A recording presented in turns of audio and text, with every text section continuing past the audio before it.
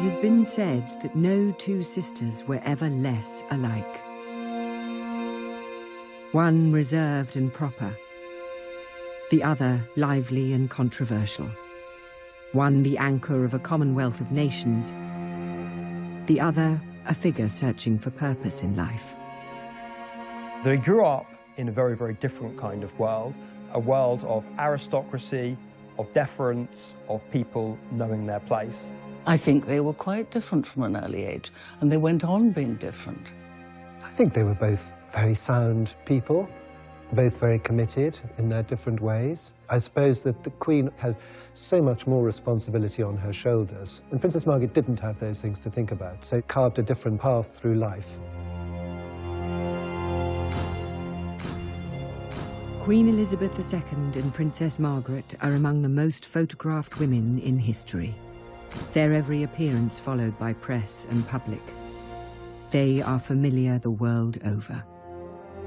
But what of the real women behind the show and splendour, beyond the balcony and cheering crowds, beyond the crown itself? Elizabeth is really both an embodiment of the old England that she grew up in and the new, fast-changing modern world that she increasingly adapted to. The Queen always thought of her sister as an enigma. It's always very difficult to work out with Princess Margaret which half of her you're talking about, the royal half or the rather dashing half. There's a huge affection between them that survives the ups and downs of their individual life.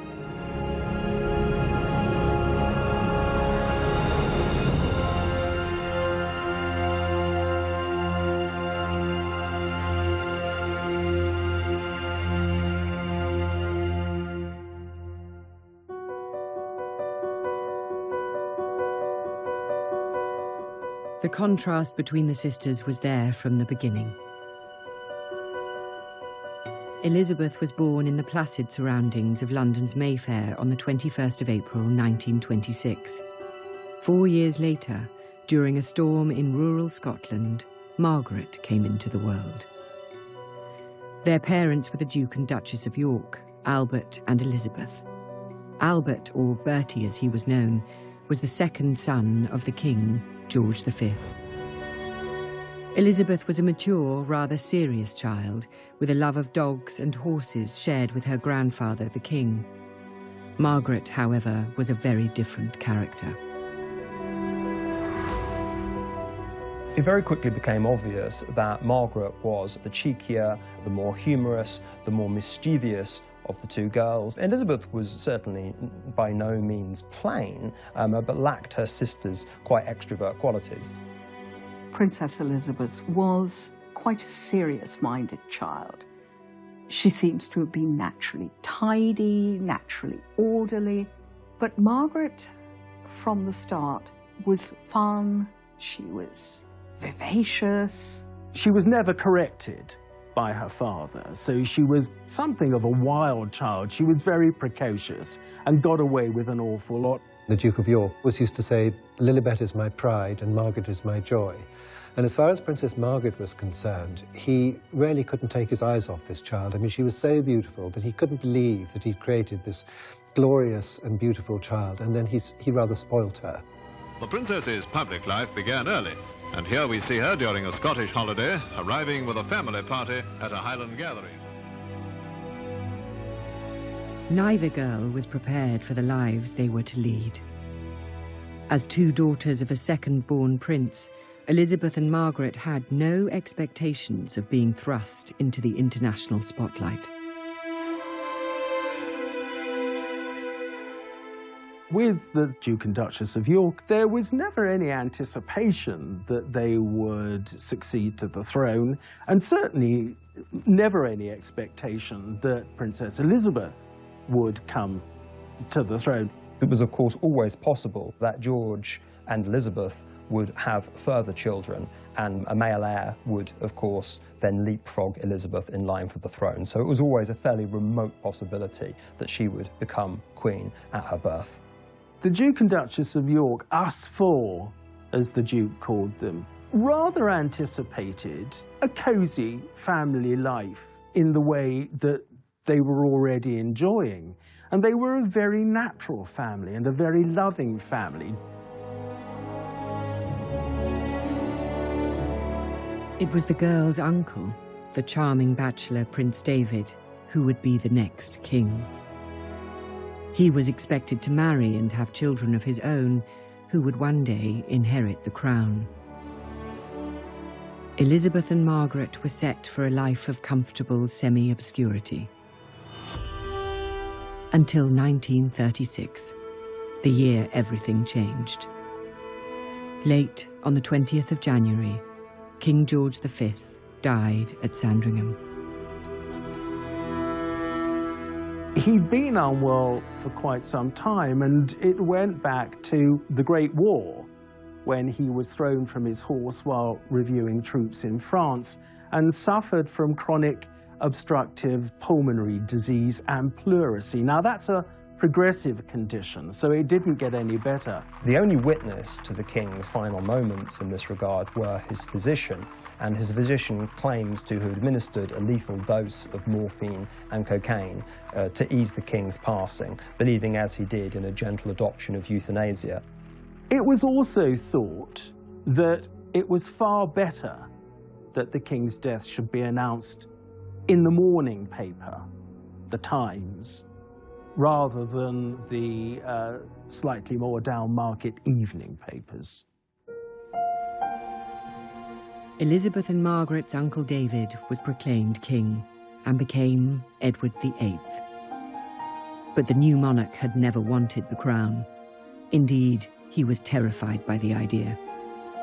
There was another complication. The king was in love with American divorcee Wallis Simpson and was set on marrying her. The wider British establishment, however, was far from taken with the idea. Wallis Simpson was loose, irreverent, dashing, very much symbolised that kind of New World glamour, which endeared her very greatly to Edward, but did not endear her to the remainder of the family. Wallis had been twice divorced, and that was unheard of in the British monarchy and in those social circles. And so that was a reason for not liking her.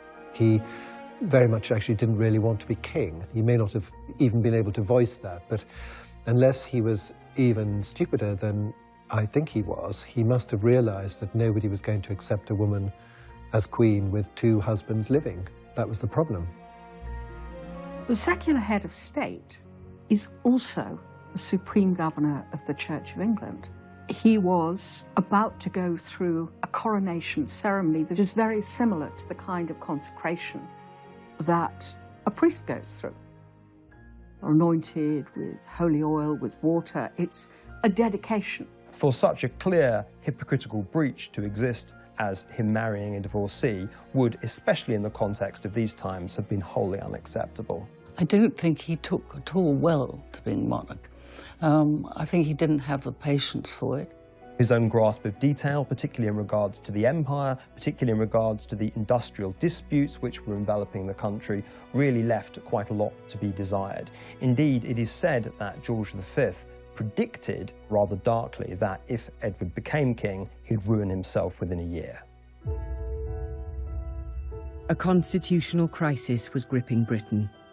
The public were unaware, the press was muzzled, and the king's affair kept secret. Finally, unable to renounce the woman he loved, the king gave up his crown. On December the 11th, 1936, Edward abdicated. He had been king less than a year. It was a shock. It was seen, I think, popularly as a dereliction of duty. There were those who thought Edward should stay and should be allowed to marry Wallis Simpson, and there were those who just thought this man is a waste of space and he's got to go. And Wallis Simpson, let's say, saved the monarchy from a man who would have been a pretty awful king. A crowd gathered outside Bertie's house in Piccadilly. The new king's family had moved out of their home into the vast and cold magnificence of Buckingham Palace.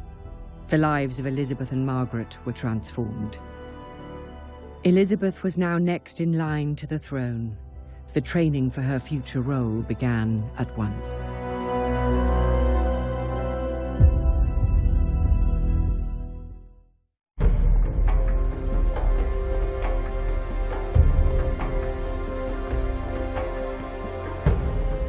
In 1936, following the abdication of Edward VIII, the throne passed to Elizabeth and Margaret's father, Bertie. He became George VI. On the 12th of May 1937, he was crowned at Westminster Abbey. George was wholly unprepared for being king. He himself said that it was like a lamb being led to the slaughter. There was an established convention of not using first Christian name, but using middle names to rule under, and he chose George simply because within the Hanoverian tradition there had already been 5 Georges, and of course the previous monarch was called George II, and he wanted very much to embody stability after the chaos and confusion of the abdication crisis. The Duke of York realised that he might have to step forward and become king without having had any experience at all of state papers, any of the training that his brother had had. He went in absolutely cold.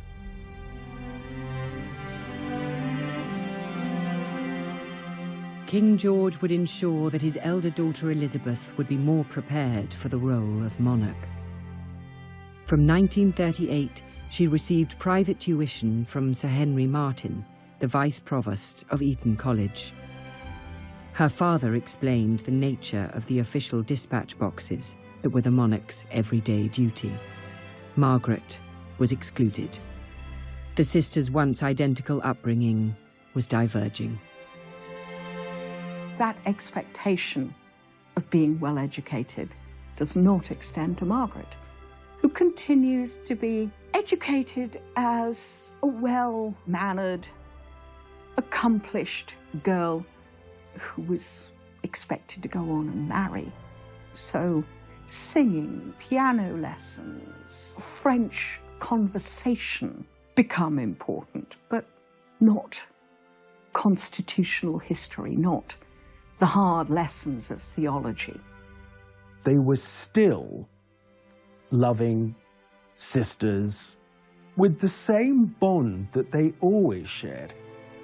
This was a very definitive event which exacerbated early tendencies that the girls may have already had. Elizabeth to duty and Margaret to frivolity and maybe being slightly outside of the really important cockpit of constitutional decision-making. Beyond the girls' classrooms, the world was in crisis. The aggression of Nazi Germany had sparked a new conflict in Europe. It was suggested that Elizabeth and Margaret be evacuated for their own safety. They weren't moved overseas simply because it was thought very important to send the right kind of message, to send the message that the royal family was not running from the threat of Nazi Germany, and everyone would very much remain in post. The king needed the queen to be with him. She wasn't going to leave, and the daughters weren't going to leave. They were all basically going to stay together. And it was actually a very powerful message. The images that were coming out of Germany were all sort of nasty pictures of people stomping around in black uniforms and raising their arms and shouting. What did you get from England? You got Queen Elizabeth in a pony cart with the 2 princesses bicycling behind her. I mean, which would you prefer? Because of events and invasions going on in Europe, the Queen said that it would be a good idea to take the princesses to the greater security of Windsor Castle for the rest of the week. And as Princess Margaret said, we were supposed to go for 5 days, and we stayed for 5 years. The castle seemed forbidding at first. Its fineries had been put into storage. The blackout shrouded it in darkness. But though tremors caused by explosions in London could be felt in the castle, the girls were safe. As the war progressed and the sisters grew, Elizabeth took on more and more public responsibilities. After she turned 18 in 1944, she joined the Auxiliary Territorial Service as a mechanic and driver. Princess in overalls. Elizabeth is in the ATS, or British WAC, and at the King's request, is being treated just like any other trainee. Now, visited by her parents and sister Margaret Rose at a training station in southern England, she shows them she knows a fan belt from a spark plug all right and isn't afraid to get her hands dirty. The Women's Auxiliary Army Corps and the ATS were much more for ordinary girls. And so I think it was intended to send a message that the royal family was not so different. They were not elitist in an unpleasant way. Elizabeth learned how to drive an ambulance, learned how to be a mechanic, indeed even learned how to fire a revolver. These were, of course, propagandistic tokens, but nonetheless, a pretty young princess chipping in with the war effort was definitely designed to boost national morale. I think it was very, very much appreciated by the public and by her. She loved it. She loved learning to drive, how to deal with combustion engines and all this kind of thing. It was just up her street. While the war brought her closer to the public gaze, it also brought her love. And for this sensible, pragmatic girl, her choice was unexpected. In July of 1939, when the Queen was just 13 years of age, she inspected a Royal Naval College at Dartmouth, and one of the young officers she was introduced to was this dashing, handsome Prince Philip. I think it is fairly plain that the extremely good-looking, extremely charming, extremely glamorous Prince Philip caught the eye of Elizabeth, and her jaw dropped. 3 years later, the couple spent Christmas together while Philip was on leave from the Navy. They then began exchanging frequent letters. But Elizabeth's parents, the King and Queen, did not approve. The king had his doubts about Philip. There was the feeling within the royal family that all of this was too much too soon. The thought of somebody coming and taking away his daughter at the young age of 21 wasn't, I suspect, totally appealing, as it wouldn't have been maybe to many a father. We must remember that Elizabeth set her eyes on him for the first time at the age of 13, and there was an acknowledgement, even then when people generally got married a great deal earlier than now, that this might just simply be a girlhood crush that would blow over.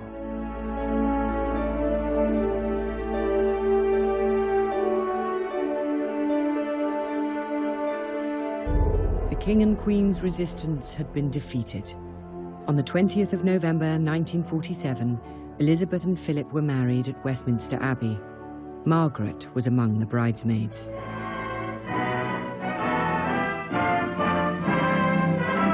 Elizabeth and Philip take their places on history's pages. To the stirring strains of Mendelssohn, they march as man and wife toward the west door amidst nearly 3,000 invited spectators.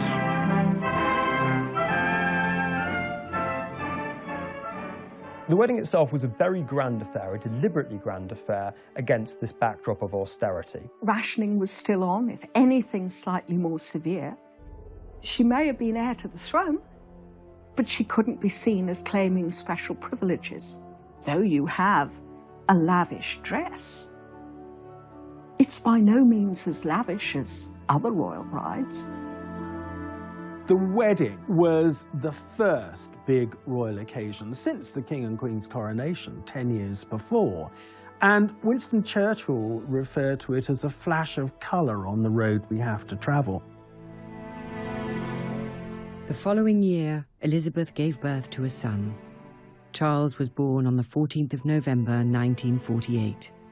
3 more children would follow over the next 16 years.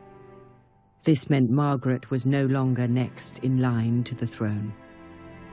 I think that Margaret had already accepted that her sisterly relationship with Elizabeth had changed once Philip was on the scene, and so in many respects the arrival of Charles didn't really change that. I don't think she had ever any expectation of being queen, any desire to be queen. And so, if anything, it was probably a relief. I'm sure that the first reaction that Princess Margaret had was, great joy. But I know that in later life there was a certain sort of feeling of being a younger sister, and other members of the royal family are always just told what to do. You know, you will appear at 10 o'clock, or indeed at 10:03, your car will arrive, and you will do this, you will do that, and you will wear the following. So there was always a little bit of the younger sister feeling about the whole thing. In the post-war years, their father, the king's health declined.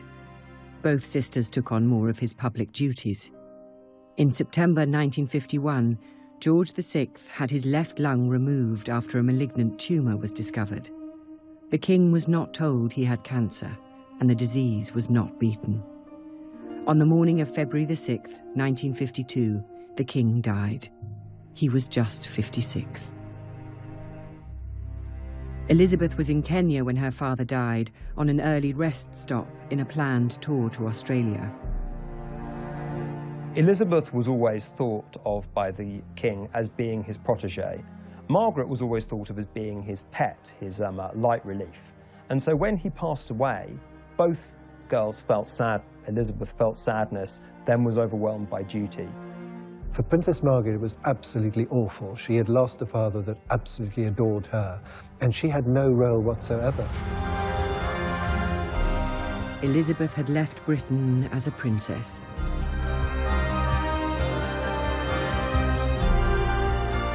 She returned as its queen. But what did the future hold for Margaret?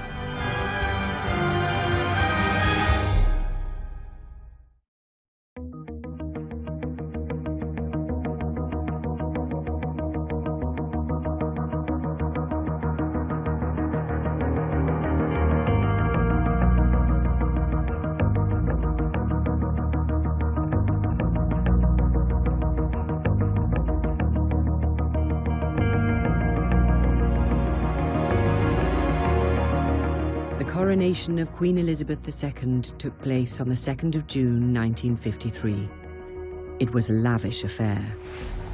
Westminster Abbey had been closed for months as preparations took place, and on the day itself, millions thronged the streets of London.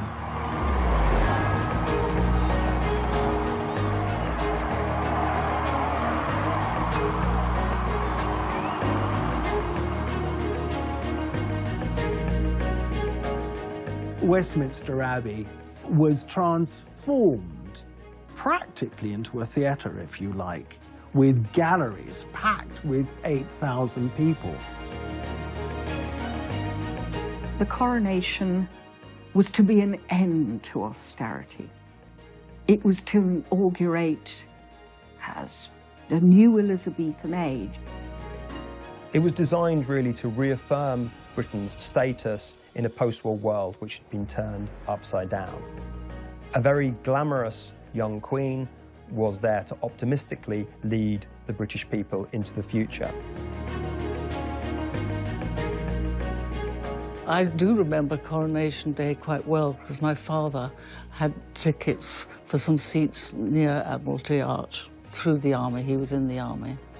And I remember sitting there and seeing the guests in their carriages coming towards Admiralty Arch, where Churchill came along.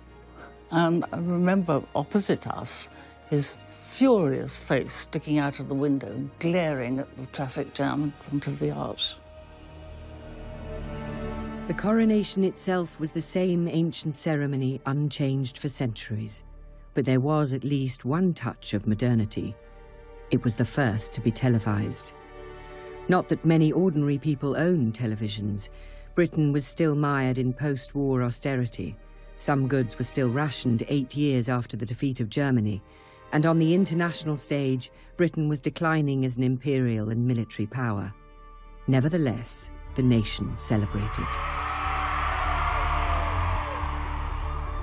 Yet behind the pomp and glamour of that day lay family grief, disputes and scandals just waiting to explode. In the middle of preparations for the coronation, Margaret stunned Elizabeth by informing her that she wished to marry. Her desired husband was a man named Peter Townsend. He had been a wartime flying ace and had flown more than 500 missions and been shot down twice in the process. During the war, George VI decided that he would honour servicemen who distinguished themselves and would have them as a query for periods of 3 months. Recommended was the much decorated RAF fighter pilot, Group Captain Peter Townsend. Townsend and the King got on so well together.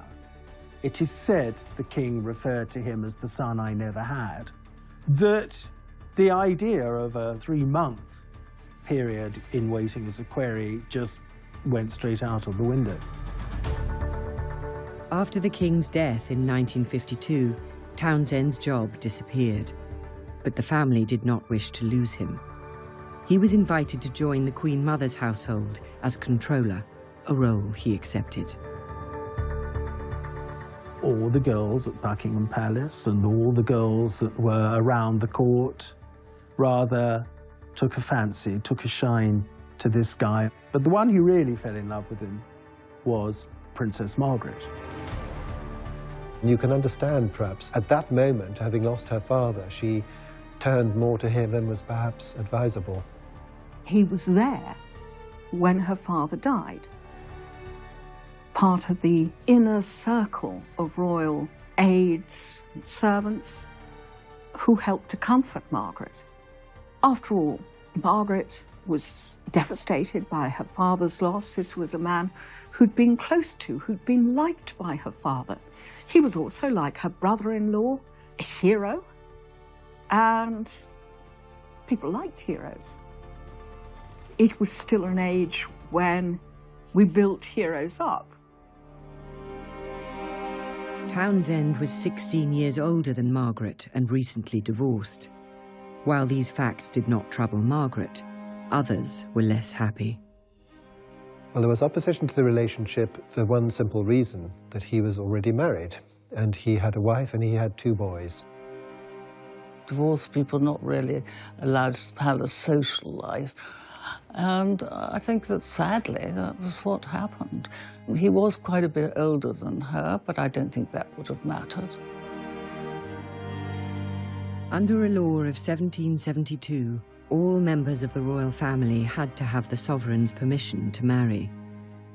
Elizabeth was sympathetic.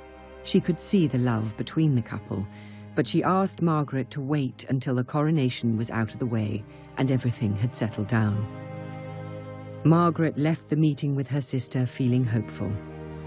But when Elizabeth spoke to her private secretary, Sir Alan Lascelles, he was horrified and urged Elizabeth to send Townsend abroad. Elizabeth was caught between love for her sister and her responsibilities to the legal and religious bodies she headed. She loved Margaret and she wanted her to be happy. I think it was incredibly difficult for her. All of politicians, with some exceptions, including Winston Churchill, were advising her that this marriage should not go ahead. And as such a new monarch, she didn't want to risk the potential friction for really putting up strong opposition against what the political classes were telling her. In other words, she put duty before her own private feelings. The Queen is temporal governor of the Church of England, and the Church of England did not, would not recognise divorce. She agreed to send Townsend abroad. He was appointed heir attaché in Brussels. Townsend was stunned by this exile. He did not even get a chance to say goodbye to Margaret, who was on a royal tour in Africa at the time. Margaret was left bitter. Her own sister was queen but could not help her. In Brussels, Townsend was hounded by the press. They maintained a constant correspondence. The couple believed they had only to wait. It was also obviously part of the plan that if Margaret and Townsend had to wait 2 years, it was pushing the princess closer to her 25th birthday. And the importance of that was that at 25, a member of the royal family could petition Parliament for permission to marry, and if both houses didn't oppose it, then they could have a civil marriage. And that was, I think, what was happening here. Margaret was going to be 25 in August of 1955. As the press counted down to the date, speculation grew that an engagement announcement was imminent. But her birthday came and went with no announcement. Finally, on the 31st of October 1955, Margaret released a statement to the press. Her relationship with Townsend was over, it said. There would be no marriage. The decision not to marry Group Captain Peter Townsend is reached by Britain's Princess Margaret, here arriving with her mother for a formal family appearance at London's Royal Opera House. In putting duty and religion ahead of her heart, Margaret had the example of her sister, the Queen, who dutifully entertained the President of Portugal while the family crisis neared a climax. Queen Mother Elizabeth approved her daughter's decision. Strongly opposing the marriage was the Archbishop of Canterbury.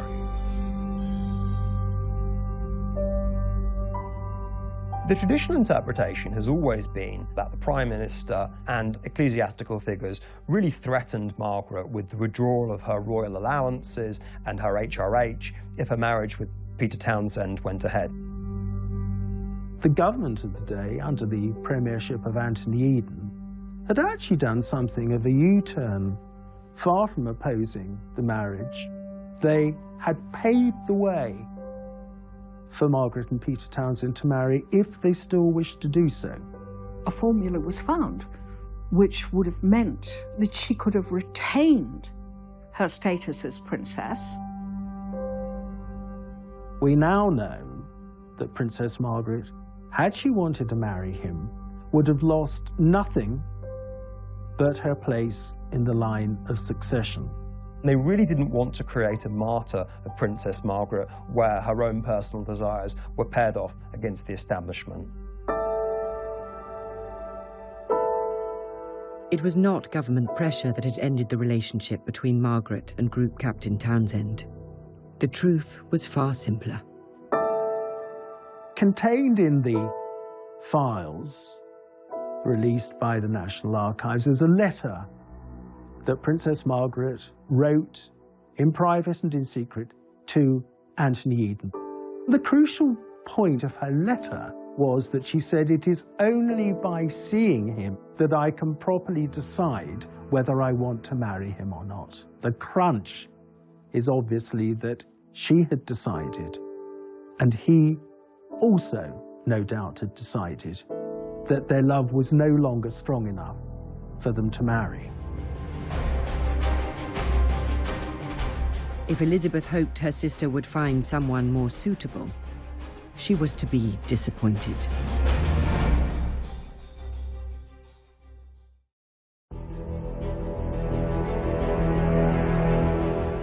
In the 1950s, Britain was struggling to adapt to a new era. Its reign as a global power had passed. Foreign policy humiliation in the Suez Crisis had toppled Prime Minister Anthony Eden, and the country's diminished role on the world stage had been exposed. As sovereign, Elizabeth was a beacon of stability in such uncertain times. But, as ever, Margaret's role was less defined. She was an important adjunct in the 50s and early 60s to her sister, where she took on royal associated duties that freed Elizabeth up to do other things. Margaret became a very glamorous figure. She also started smoking in public, bringing out the characteristic elegant long cigarette holder, and was charged with doing things like opening hospitals, smashing bottles of champagne against ships in a very glamorous manner. Princess Margaret does have the reputation of having been a party girl, which of course she was. But we also have to accept that she was also a very hard-working member of the royal family.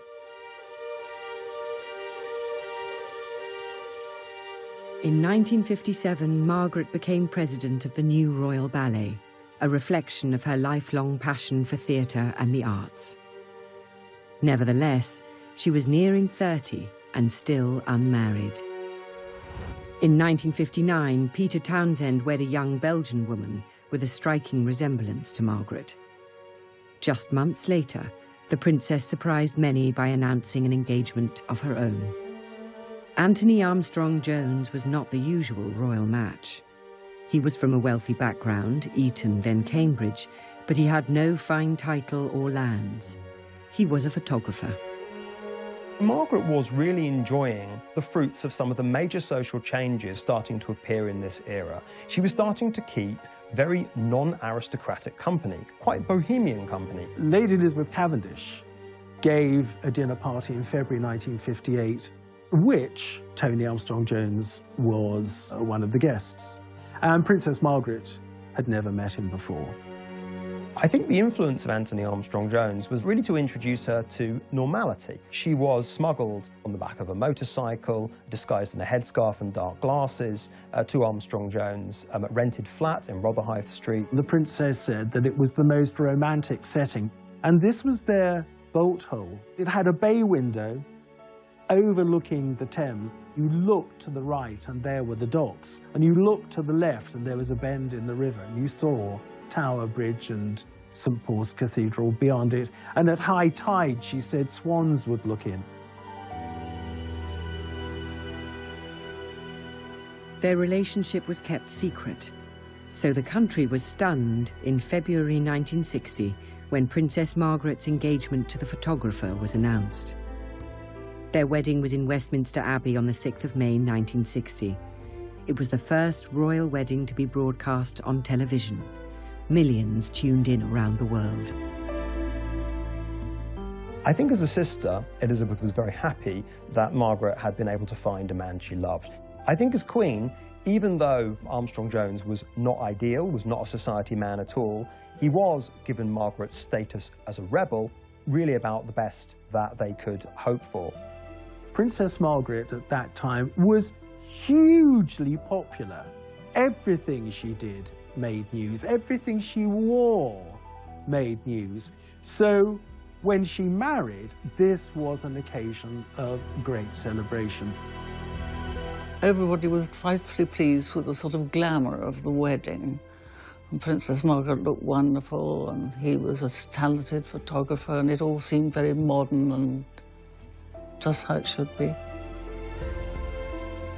The whole thing really was a very, very beautiful occasion. I mean, I can remember being a young schoolboy, totally enthralled watching this on the television.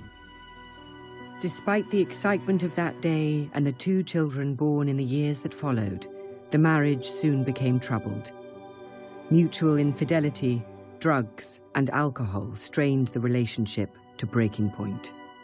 I think that two worlds very much collided. Armstrong-Jones's bohemian, free lifestyle, and Margaret's unwillingness to dispense with, shall we say, all of the accoutrements of wealth and prestige and fundamentally royalty.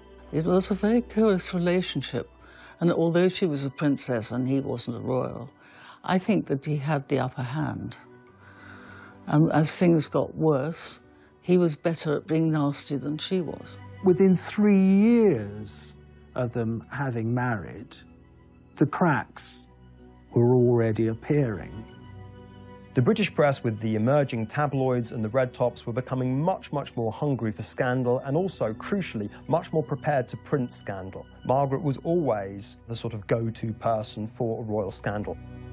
He had much loyaler friends, it seems, than she did, because he always seemed to come out of it, as far as the public was concerned, rather well, whereas she didn't. Press deference to royalty was a thing of the past. Newspapers covered the breakdown of Margaret's marriage in gleeful detail. It was far from the only change in Britain during Elizabeth's reign.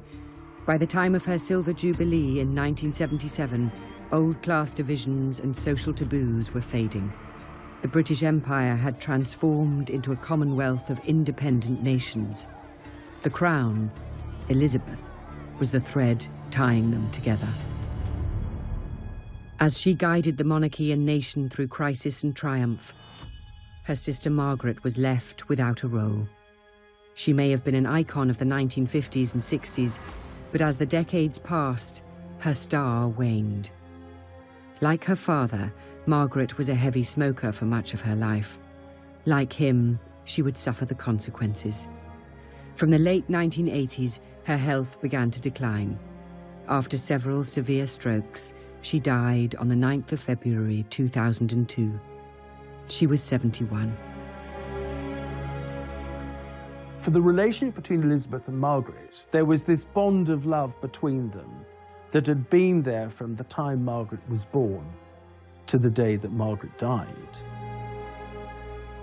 At her funeral, the Queen perhaps showed the most public emotion we have ever seen on a public occasion, where her eyes, I suppose, really betrayed the sadness she was feeling. To have to come to terms with the death of your younger sister, who you could expect, certainly to live with you into old age,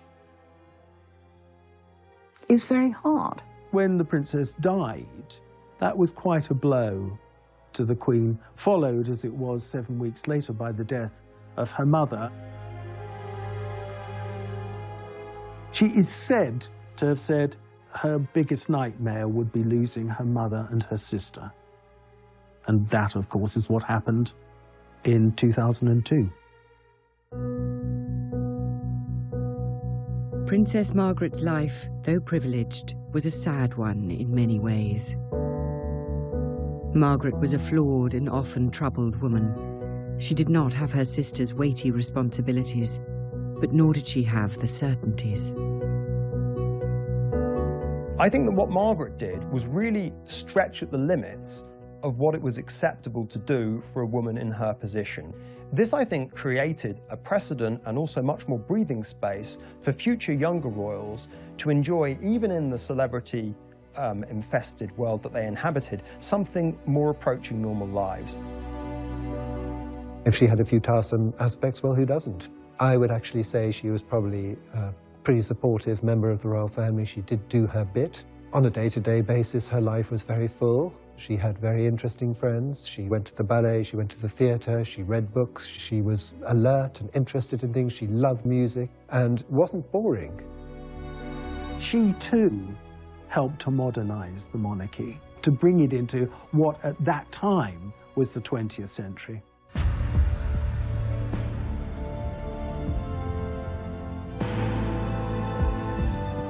The monarchy has shown itself under the Queen's leadership to be flexible, adaptable, and something that can be seen as both a stable institution and something that can change and reflect new values.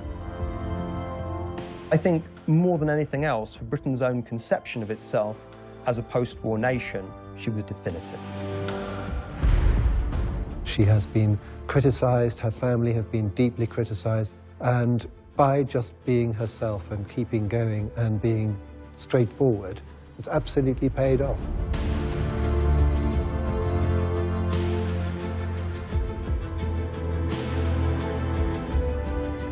The world they ended up inhabiting when they were a lot older was one where the social class system had died and the mass celebrity and media age was dawning. In the case of Margaret, you could say that she was very much a product of that age that was unveiling.